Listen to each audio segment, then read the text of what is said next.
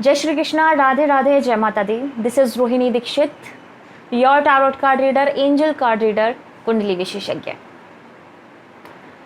काफ़ी सारी रीडिंग्स आ रही थी मेरे पास में, काफ़ी सारे ऐसे केसेस मेरे पास में आए, काफ़ी सारे कमेंट्स भी मेरे पास में आए। एक कमेंट था कि अगर शादीशुदा ज़िंदगी में रहते हुए भी अगर हम अपने पार्टनर के लॉयल नहीं रह पाते और हम किसी और की तरफ खिंचते चले जाते हैं, तो क्या ये धर्म के तौर पर सही है? क्या भावनाओं का पीछा करना सही है? कहने का तात्पर्य आप लोग समझ गए होंगे। इस बात को मैं ज़्यादा और नहीं विस्तार में बोलूँगी, क्योंकि समझदार को इशारा काफ़ी है और आप सब बहुत समझदार हैं, आई नो वेरी वेल। लेकिन एक बार पूछने पर मैंने इस विषय पर कोई भी अपने विचार व्यक्त नहीं किए थे। पर्सनल रीडिंग आती हैं तो काउंसलिंग ज़रूर करती हूँ, लेकिन मैंने देखा है कि आज के टाइम पर काफ़ी सारी रीडिंग्स, काफ़ी सारे कमेंट्स, काफ़ी सारे विचार, थॉट प्रोसेस ऐसे हैं, और कुछ तो मेरे पास पहुँच रहे हैं, कुछ औरों के पास पहुँच रहे होंगे, लेकिन कुछ तो किसी के पास में भी नहीं पहुँच रहे होंगे और उनकी ये प्रॉब्लम होगी। लोग अपने आप में असमंजस में घिरा होगा कि क्या मैं सही हूँ। कहने का तात्पर्य यही है कि मैं आपसे सिर्फ एक ही चीज़ कहना चाहती हूँ, बस जो मेरी नज़रों में सही है, कि अगर आप समाज के सामने में, अगर आप अपने अपनों के सामने में अपनी गलती स्वीकार करने की हिम्मत रखते हैं, तो वो गलती भी ज़रूर किसी मजबूरी में की गई होगी और उस गलती को भी एक धर्म समझा जा सकता है, क्योंकि उसका पश्चाताप जब ये समाज आपके बारे में निंदा करता है, आपके गलत को लेकर आप पे कटाक्ष करता है, तो आपके आधे पाप धुल जाते हैं। और कभी कभी होता है कि धर्म के लिए अधर्म करना पड़ जाता है, कुछ गलत करना पड़ जाता है। लेकिन अगर आप में हिम्मत है सामाजिक तौर पर अपनों के सामने उस चीज़ को एक्सेप्ट करने की और उस चीज़ के साथ, उस विचार के साथ, उस भावना के साथ अपनी लाइफ टाइम लॉयल रहने की, इस दुनिया से लड़ाई लड़ने की, इस दुनिया के विपरीत जाने की अगर आप में हिम्मत है, तो हो सकता है कि आप ठीक हो। लेकिन अगर आप में ये हिम्मत नहीं है कि आप अपनी उस गलती को समाज के सामने में ला सकते हैं, तो आप वहीं रुक जाइए। अगर आपको अपनी उस भावना को लेकर एक झूठ का सहारा लेना पड़ रहा है, झूठ का पर्दा डालना पड़ रहा है, तो आप गलत हैं। आपको एक छोटा सा एग्जाम्पल देती हूँ। मेरे पास में एक रीडिंग आई थी। 3 पीढ़ियों के बाद में एक बेटी ने जन्म लिया था। बहुत अच्छे खासे पैसे वाले घर से बिलोंग करती थी लड़की। तो पैसा होने की वजह से कभी किसी चीज़ का कष्ट नहीं सहा। 3 पीढ़ियों के बाद में एक बेटी पैदा हुई और इस पीढ़ी में भी किसी को भी बेटी नहीं थी, तो लाड़ प्यार भी अपार मिला, मतलब कि परफेक्ट लाइफ शादी से पहले तक।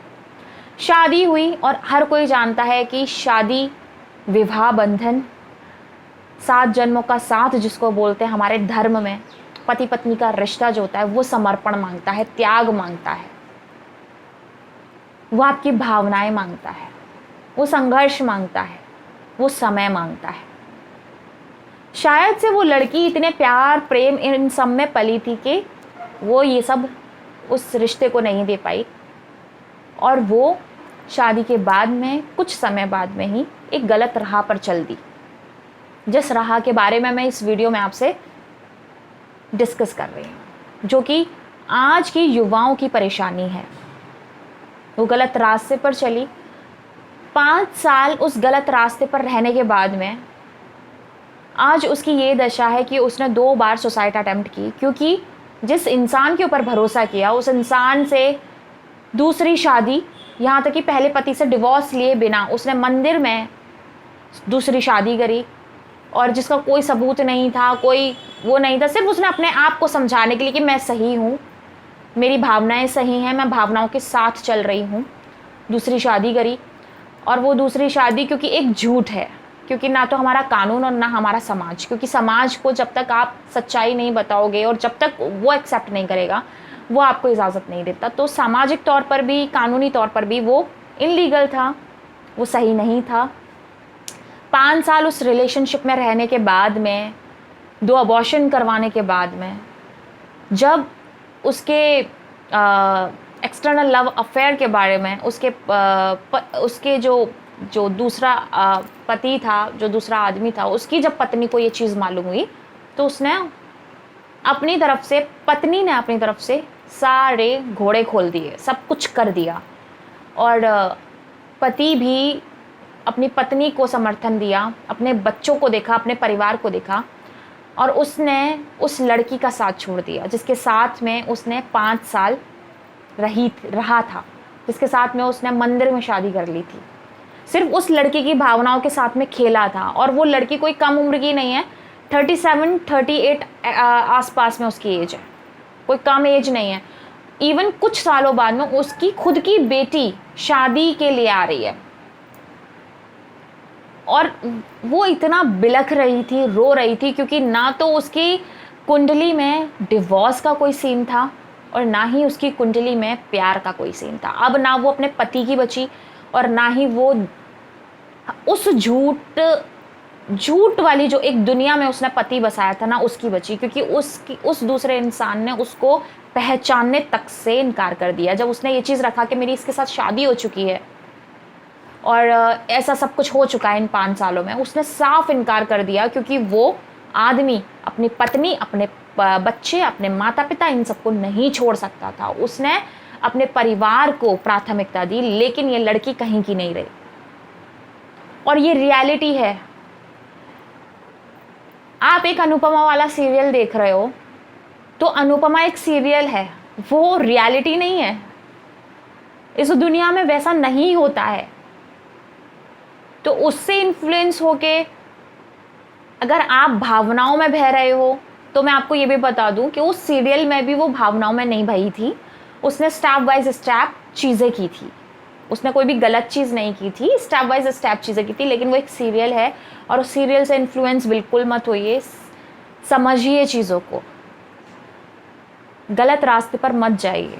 कहने का तात्पर्य सिर्फ इतना ही है कि भावनाओं को इतना भी प्राथमिकता मत दीजिए कि भावनाएं आपके जीवन को दुर्भर बना दें, क्योंकि संस्कार, रीति रिवाज, हमारे अनुशासन, नियम, कायदे, कानून इसीलिए बनाए गए हैं कि भावनाएं भी इंसान को उस दलदल में ले जाती हैं जहां से उसको स्वयं ईश्वर भी बाहर नहीं निकाल सकता। भावनाओं का क्या है?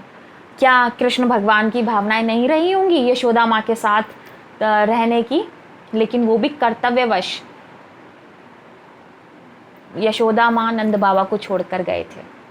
क्या उनकी भावनाएं नहीं रही होंगी राधा जी के साथ में ताउम्र रहने की, उनसे विवाह करने की? फिर भी नहीं कर पाए। तो अगर आप इस प्रेम संबंध को, इस प्रेम के भाव को कृष्ण भगवान और राधा जी से जोड़ रहे हैं, तो मैं आपको बता दूं कि राधा कृष्ण की भी प्रेम कहानी अधूरी थी। वो भी एक दूसरे के लिए विरह में रहे थे, इसीलिए उनको राधा कृष्ण कहा जाता है।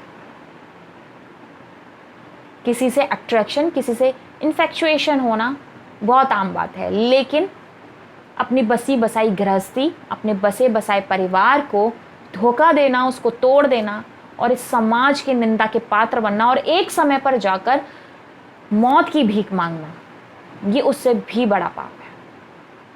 बाकी आप सब समझदार हैं। जो विचार थे मैंने आपके सामने में व्यक्त किए। कहने का तात्पर्य ये है, समाज, कानून और आपकी भावना, आपका ज़मीर, आपका परिवार अगर आपको सपोर्ट कर रहा है तो आपका गलत भी सही है, और वरना आप सही होते हुए भी गलत हैं, क्योंकि कभी कभी तो इंसान सही होते हुए भी गलत होता है। तो ये आपकी खुद की समझ है कि आप कहाँ सही हैं और आप कहाँ गलत हैं। बाकी अगर आपको ईश्वर चाहेगा सही रास्ते पर लाने के लिए, तो कोई ना कोई आपको रास्ता दिखाने के लिए आपके जीवन में आ ही जाएगा। शायद से ये वीडियो आपके जीवन में यही काम कर दे। तब तक के लिए मैं आपसे विदा लेती हूँ। जय श्री कृष्णा, राधे राधे, जय माता दी। अगर किसी की भावनाओं को ठेस पहुंचा हो तो उससे मैं हाथ जोड़कर माफ़ी मांगती हूँ, क्योंकि हो सकता है कि मेरे वचन, मेरी वाणी आपको, अगर आपकी सिचुएशन वैसी है तो आपको समझ में नहीं आए और आपको ख़राब लगे, लेकिन सत्य यही है और सत्य थोड़ा सा कड़वा होता है। जय श्री कृष्णा।